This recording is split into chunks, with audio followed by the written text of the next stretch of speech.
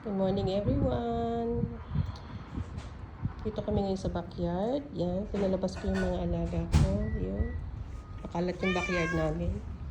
Pinakain ko na rin tong aming mga pagong. Ayusin ko pa yung enclosure nila kasi malalaki na sila at hindi na sila kasya. So ngayon yan, nandito sila. Nag-siesta yung mga alaga ko. Makulimlim ang kalangitan. At mukhang uulan anytime now. Okay naman kami dito. Yeah, misal for breakfast. Sanay na. Nakakatakot pa rin. But Qatar is doing its best to protect its people. So, yeah. Faith lang. Prayers lang. Dasal lang. Ayan. Dasal lang talaga. Kailangan namin. Pagdasal ko kami na sana matapos na ito. At nang magbalik na sa normal ang lahat.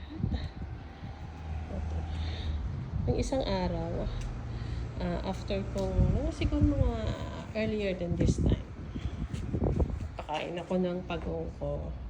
And then, andito rin sila.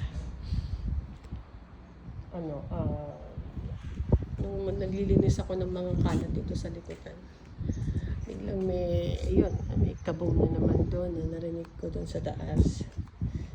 Usually dito namin nakikita sa side na to eh.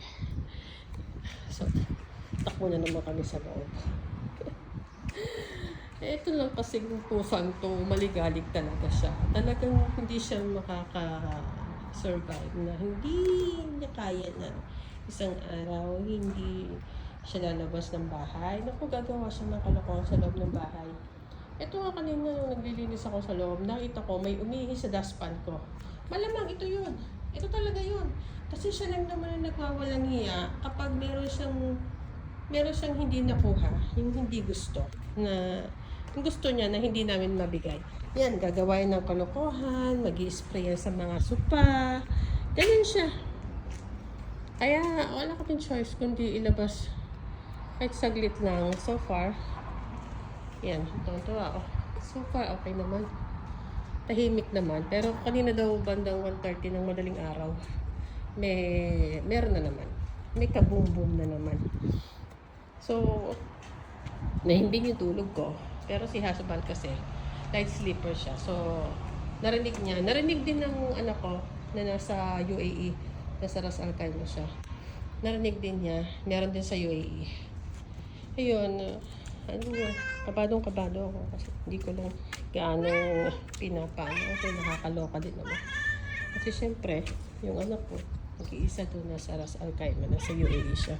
Kung tutuusin, yung Ras Al Khaimah, sa yung part na pinakamalapit sa Iran. But, kasi nga, wala naman doon mga puti.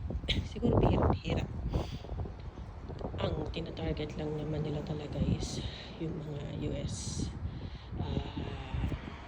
mga base. So mostly nasa Dubai, Abu Dhabi, ganyan. Sana matapos na. Kasi alam mo, bigat sa dibdib na kami, sama-sama kami dito, pero hindi kami kompleto kasi hindi kami kompleto. Kaya yun, dasal talaga. Puro dasal na lang. So pray for us. Pray for world peace. Patapos na ang lahat ng ito. Ayan, maraming salamat sa inyo. Update ko lang kayo kasi hindi ako makapag-post ngayon. Kasi marami akong isipin. Hindi ko yun magawa. So ito, naisipan ko lang para may update lang. Habang naglulukuhan tong mga alaga ko, ayan, kita nyo naman. Maraming salamat. Ayan, say hi to my, isa pa lang yung nasa loob. Ayusin ko pa sila. Ayan. Sinisira nila yung karton sa likod sa ilalim. Kaya ayusin namin mamaya. Sana maayos. Sana tahimik. Ayan. Hanggang sa muli. Paalam.